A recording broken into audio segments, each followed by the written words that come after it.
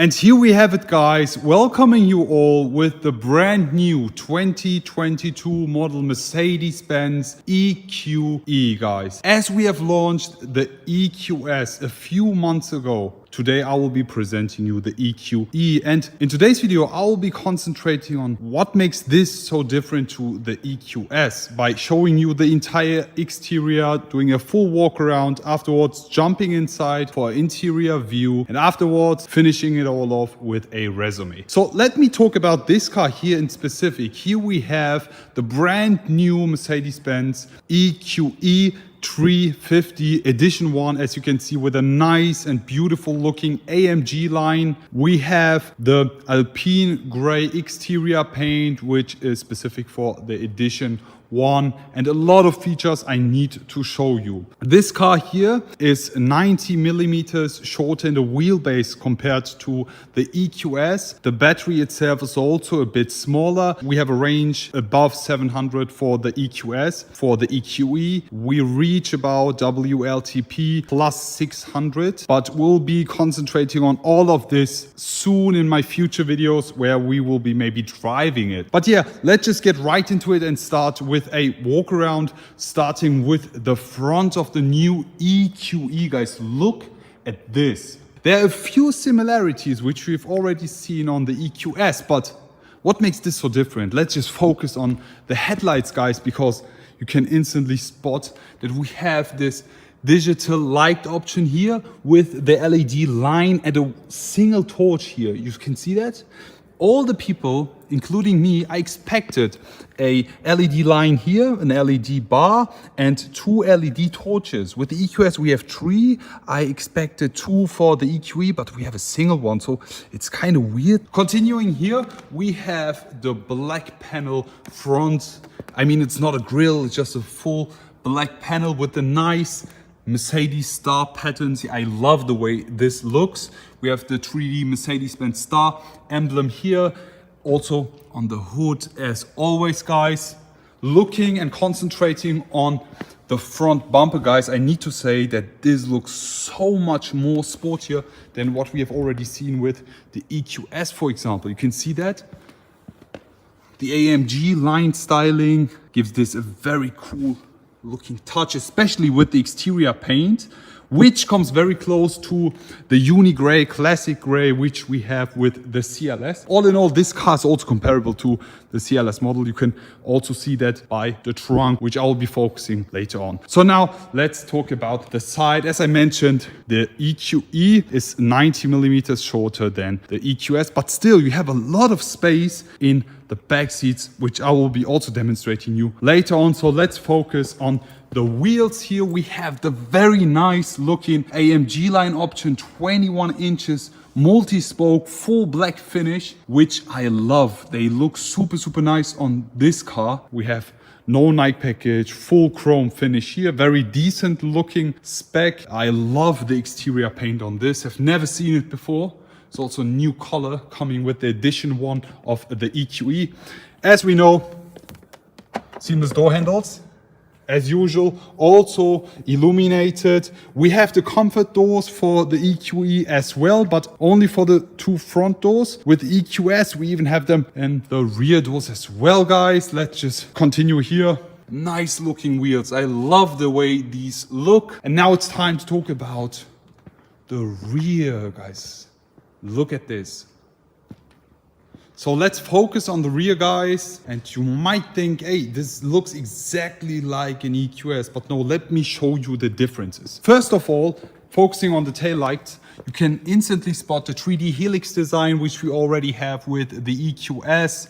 All in all, I love the way these look, honestly, especially in the night, guys. But as we continue looking at the rear bar here, you see this, we don't have it with the EQS. For the EQS, it's just a straight line, but with the EQE, you still have this line here, looking very cool, especially as it is moving exactly like the part over here with the lights. Which one do you actually prefer? Do you prefer like the straight line on the EQS or this nice line with the EQE? Leave it in the comment section below. As we also had it on the EQS, we have the rear spoiler here, better aerodynamics. I wonder what aero drag coefficient we will have with the EQE in the future. There's nothing official yet, but now something different to the EQE and EQS. As soon as I open up the trunk, which you can do by pushing the Mercedes-Benz star, you can instantly see that it opens up like the CLS. For example, with the EQS, it opens up like a GT4 door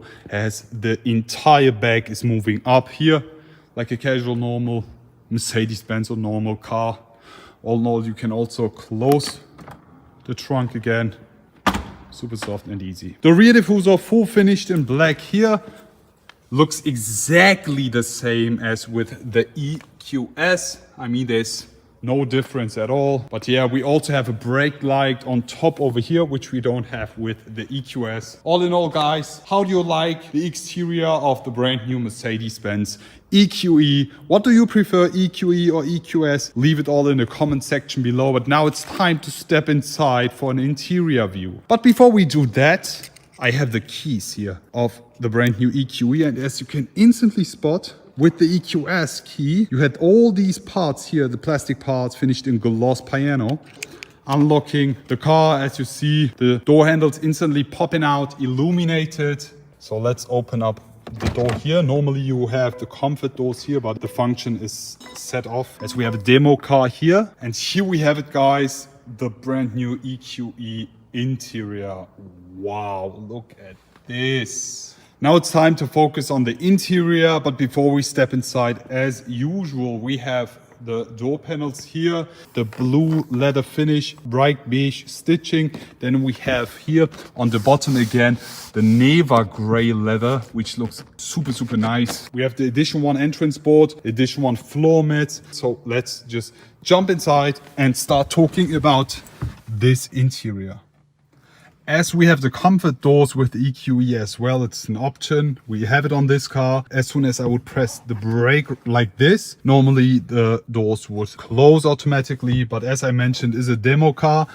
They've just disabled this function. We have the nice animations here. You are already familiar with what we see here, as this is exactly the same what we've seen with the EQS, guys. The hyperscreen. You can also get used to it. I mean, the hyperscreen, you will see it on a lot of models in the future. All the EQ models will feature the hyperscreen. It's official, guys. And I love the way this looks. This even looks better than what we have with the normal S-Class, just with the screen. Very, very cool looking, especially with the ambient lighting. But before we focus on that, let's just talk about the steering wheel. Here we have the non-AMG line Avantgarde steering wheel, no flat bottom or else, which we've already seen on the C-Class. Yes, I mean, you already know this, but the cool thing about this one, it's the first time for me seeing it in a bright color tone, as this is finished in Neva gray as well. With the C-Class, even if you have a bright interior, you always have this finished in black.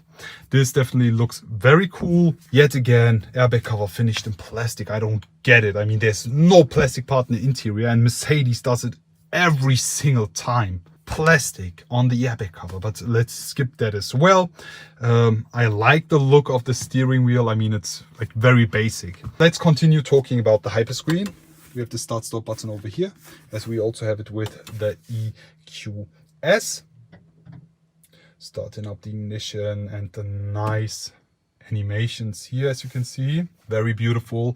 I love this, especially in combination with the ambient lighting. There we go. Something different to what we have with the EQS.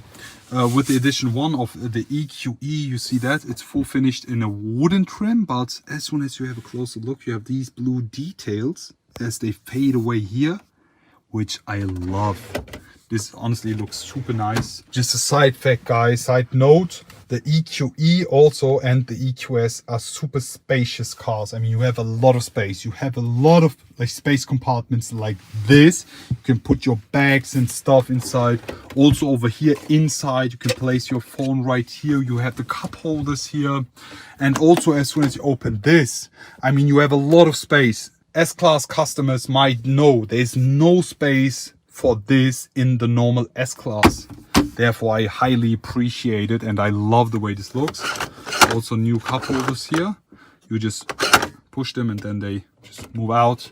USB-C charger ports, all in all, everything you already or might know. Continuing here, talking about the seats, guys. I have a big problems with the seats. I mean, they don't get me wrong. I say it a lot of times, but they are super comfortable and very nice, even on long distance traveling. I've tried them out on the EQS already. Also something cool. These are illuminated, the leather, everything is fine.